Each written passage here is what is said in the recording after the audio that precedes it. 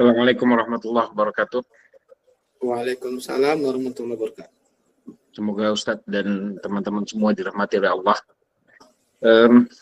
Ustadz, Afwan izin bertanya tentang muamalah antara ini sedikit di luar tema mungkin ya, tapi agak nyerempet-nyerempet Ustadz, antara investor dengan pengelola dana dari investor tersebut.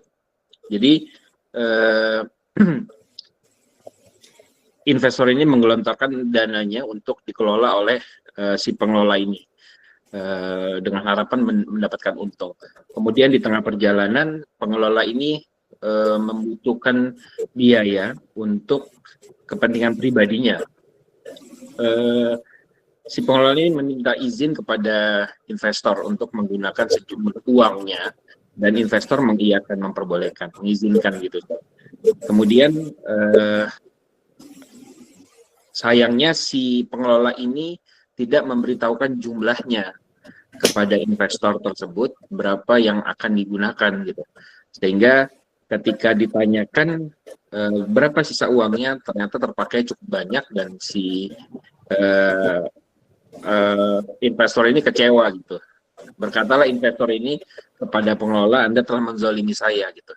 Nah, apakah perbuatan pengelola ini termasuk dalam kategori mendapatkan harta secara batil? Kemudian apakah termasuk menzalimi si investor tersebut? Terus si pengelola ini akan mencicilnya gitu ya. Tapi bisnis mereka tetap berjalan, akad mereka dalam jual beli ini dalam investasi ini tetap berjalan hingga sekarang soalnya. Nah ini bagaimana Ustaz? Mohon pencerahannya. Jazakumullah khair. Sebelum untuk menjawabnya Pak, ya, berpengaruh nggak dalam usahanya akhirnya Pak?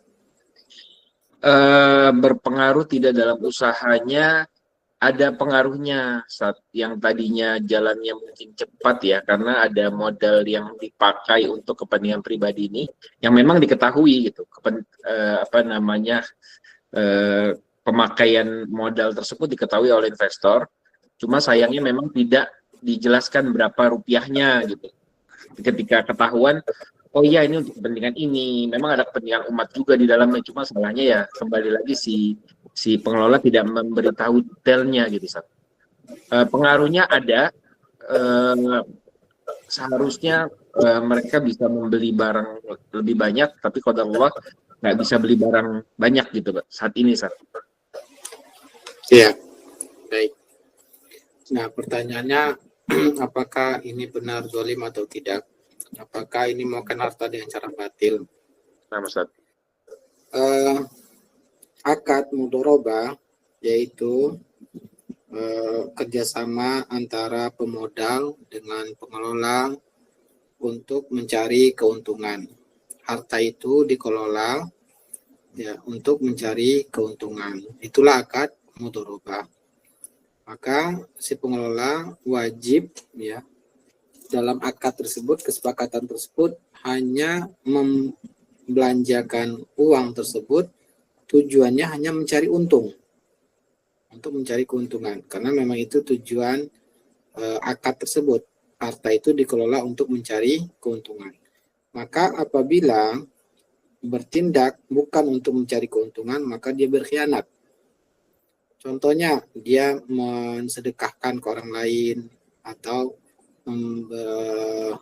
memberikan pada orang lain, berarti dia berkhianat. Ya, maka dia berdosa. Maka diantaranya menggunakan untuk kepentingan pribadi. Ini bukan untuk dikembangkan. Ya. Maka dia wajib harus menyampaikan secara rinci. Maka kalau dia mengatakan saya izin menggunakannya untuk kepentingan pribadi, dia harus menyebutkan jumlahnya.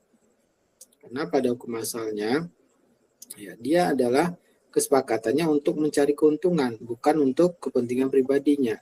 Maka ketika dia menyalahi akad, dia harus merincikannya, jumlahnya berapa akan digunakan. Berarti dia sudah zalim kepada si investor. Ya, ini adalah perbuatan yang dilarang oleh Allah Subhanahu wa taala, ya ayyuhallazina amanu aufu bil uqud. Hai orang-orang beriman, tepati, jalankan kesepakatan kontrak yang telah kalian sepakati. Maka ini menunjukkan ya bahwa orang tersebut berkurang keimanannya karena berkhianat tersebut.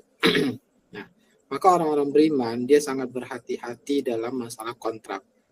Nah, semoga kita senantiasa diberikan kemudahan oleh Allah Subhanahu wa taala untuk menjadi orang yang amanah, ya, karena amanah itu berat. Nah, kemudian tadi pertanyaan cuma itu aja ya, apakah batil atau bukan, itu saja. Betul, Ustaz. Apakah iya betul, pertanyaannya seputar batil atau tidak, terus diganti uangnya dengan cara mencicil gitu, Ustaz, untuk supaya si orang ini, si investor ini ridho gitu, Ustaz.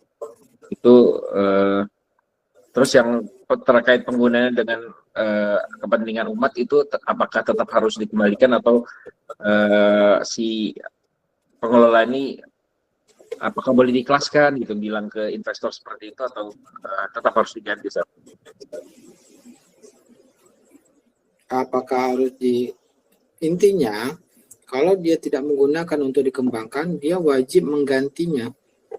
Ya, untuk kepentingan pribadi dia wajib menggantinya. Kemudian dia berikan untuk kepentingan umum, dia juga wajib menggantinya karena dia diamanahi untuk mencari keuntungan, bukan untuk mensedekahkan. Ya, kalau untuk mensedekahkan nggak perlu dia orang tadi disuruh untuk mengelola uangnya. Wallahu a'lam, wajib dia menggantinya. Ya, Ustaz. Syukran, Ustaz. Jazakumullah khairan. Wa iyyakum.